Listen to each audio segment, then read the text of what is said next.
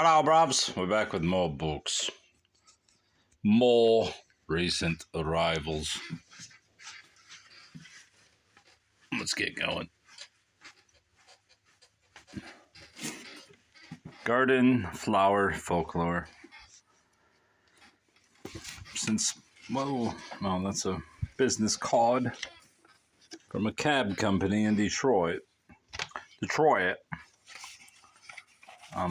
I bought this book because I was hoping that the forsythias would be in here. A shrub, which I have. But a shrub that I have, not only do I have it, but it blooms every March rather early. But it's not in there. I was hoping there was some folklore to it. I also have other flowers that somebody, the previous owner or the owner before them or whoever, planted the whole extravagant garden. Let me get there we go. So I have flowers blooming at all times, and being colorblind and half-witted, I have no clue what is what. The Vagabonds, the story of Henry Ford and Thomas Edison's 10-year road trip. Obviously, they didn't take it all at once, but I believe they used to go to the East Coast somewhere, or maybe it was Ohio or Pennsylvania. I think they were joined by other people. In 1914, Henry Ford and naturalist John Burroughs visited Thomas Edison in Florida, and together they toured the Everglades.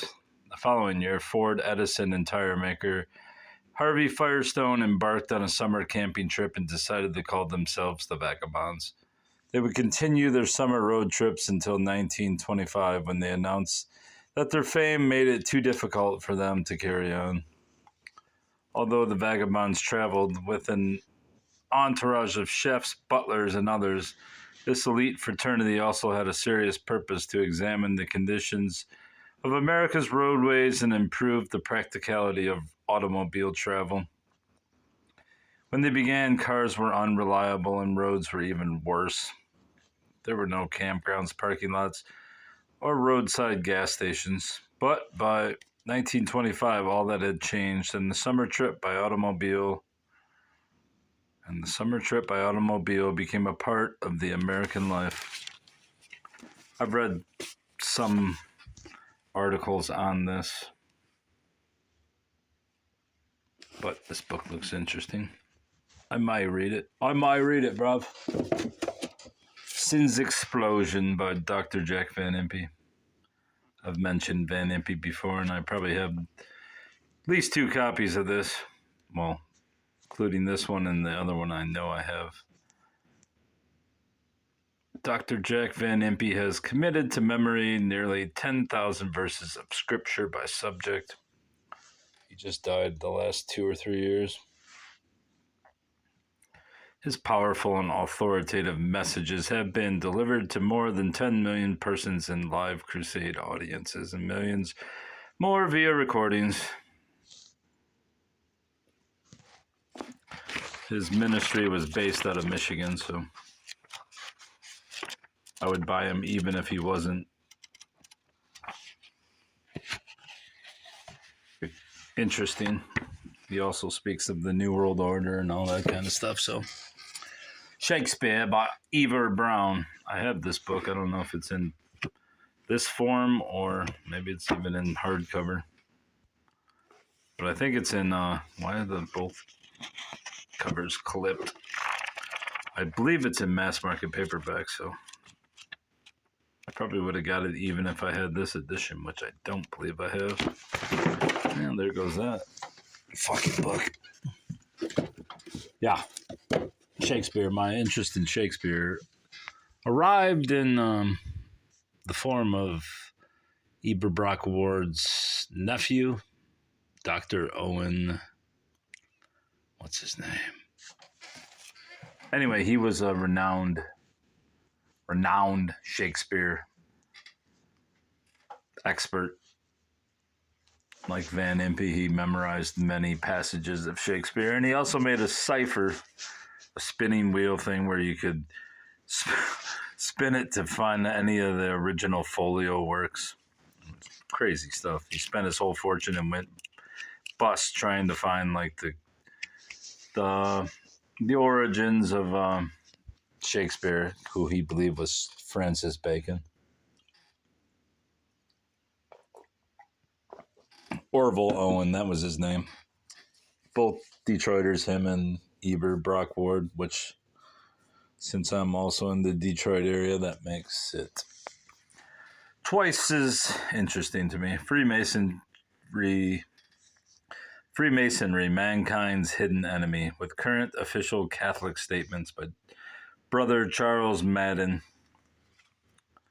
Freemasonry, Mankind's Hidden Enemy is a short, incisive examination of the nature of Freemasonry, written to give the busy reader a brief, clear overview of the subject and convince... What the fuck is going on with me dropping books?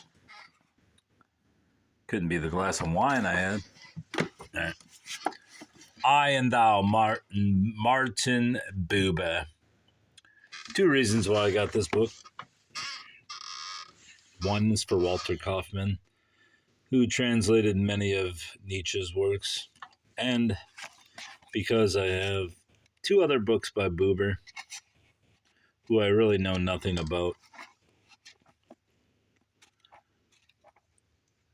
except that my nickname when I was Religion and Philosophy, I know that. But I don't really know anything about Buber. He was born 1878, died 1965. Anyway, that was my nickname, Buber. Boobers, because my name's Bob. Bob. I don't know why my nickname became Boobers, but Bob is boob. The Kennedy Vit. These pesky stickers. These pesky stickers. Come on off.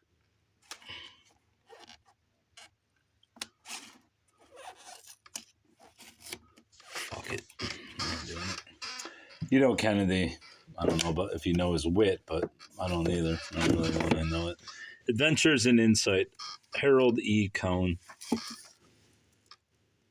The reputation of Harold E. Cohn as a devotional essayist is already firmly established in such books as Feeling Love Through the Valley and A Touch of Greatness.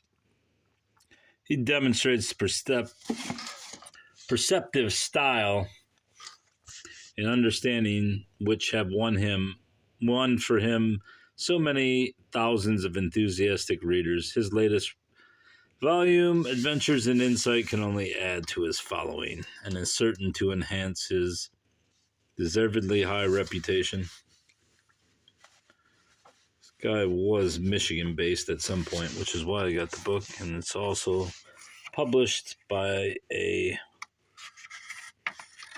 Michigan publisher, Erdman's. Got some block cuts. Monsters. Harold E. Cohn is the author. So yeah, I have no clue what it's about.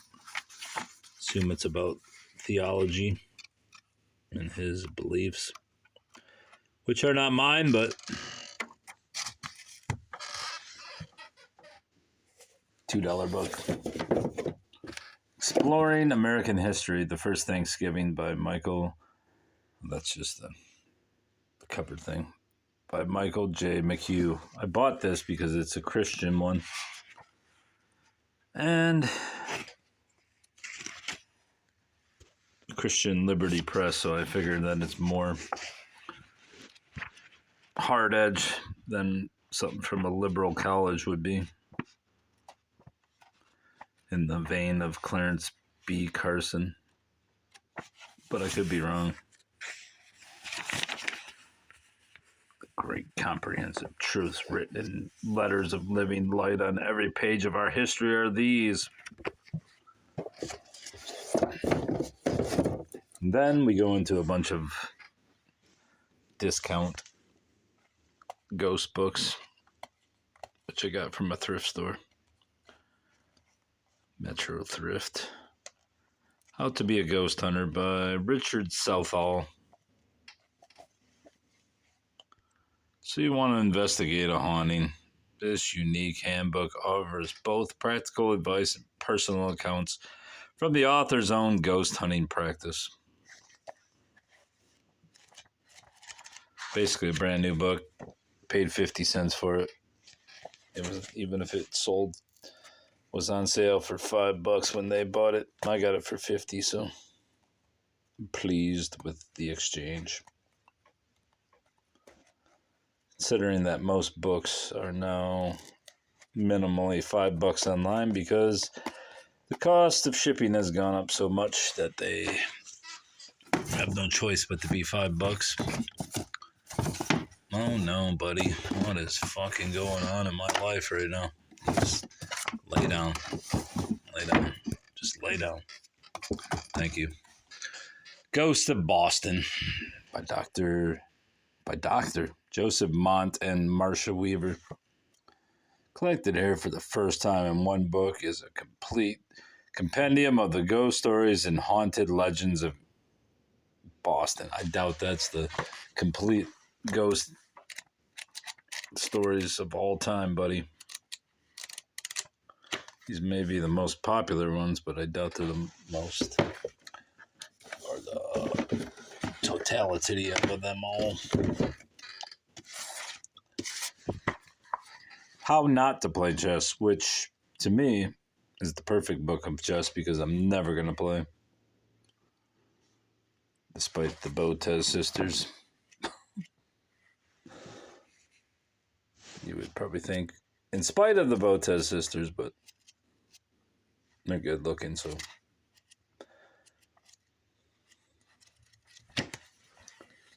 How Not to Play Chess.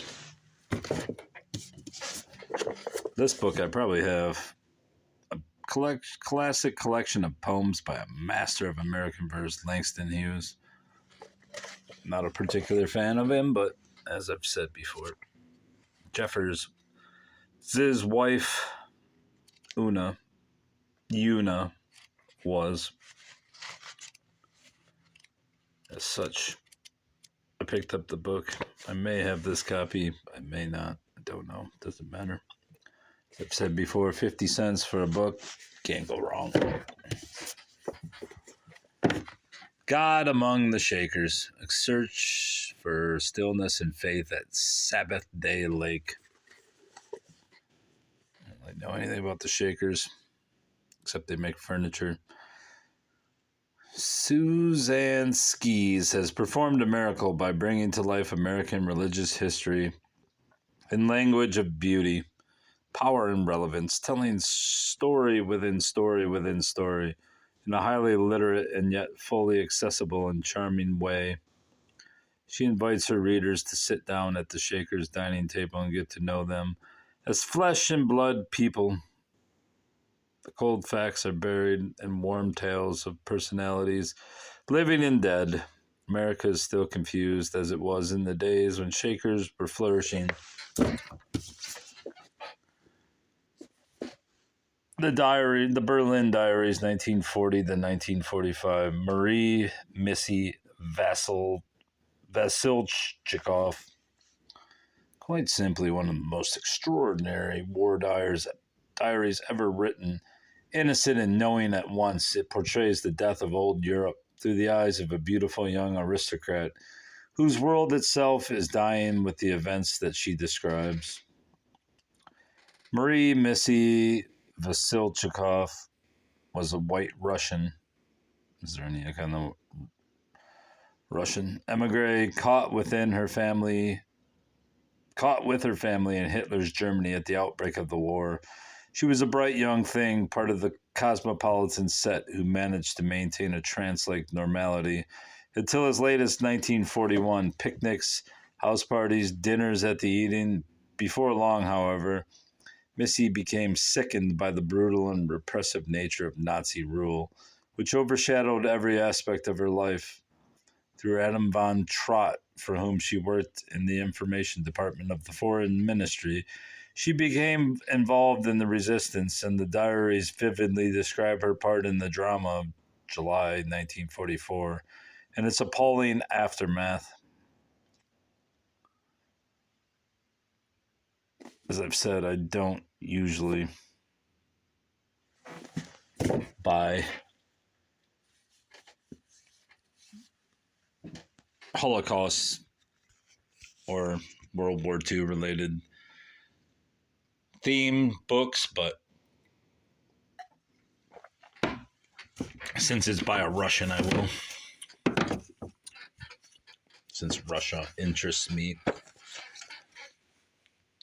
Rochester Haunts, A Ghost Hunter's Guide by Dwayne Cloud. Assume this is Rochester, New York. Tour Rochester's haunted locations and read about a shadow at Child Time Learning Center. Mount Hope Cemetery. Maybe it's Michigan. I don't know. Could be.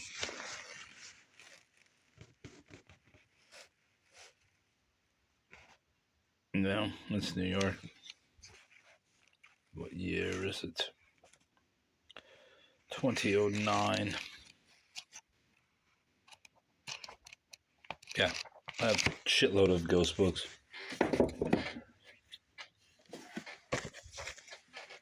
Hoosier Hauntings. Hoosier Hauntings. Indiana, where the dead still wander. Have you ever been scared by what goes bump in the night? Does that old house at the edge of town send chills down your spine for no apparent reason? No. Nice cover, though. As I've said, 50-cent paperbacks, can't go wrong.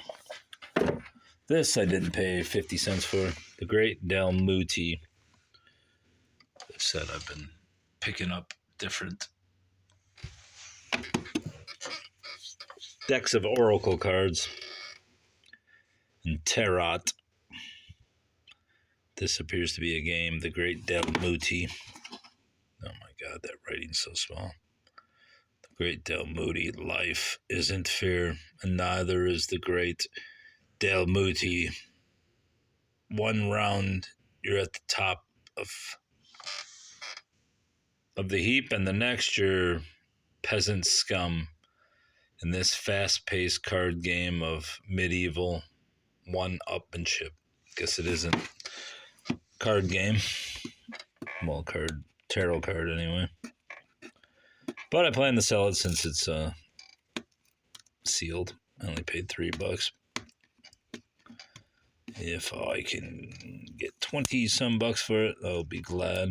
That'd be like a $10 profit. And that'll have paid for all of these books, basically. What year is this? Don't know. Doesn't have a year on it.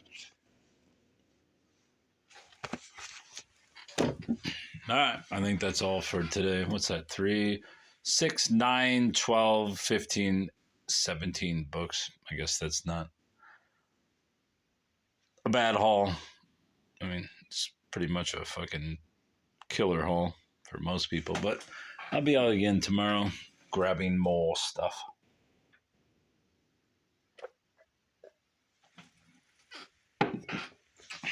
Goodbye. Goodbye.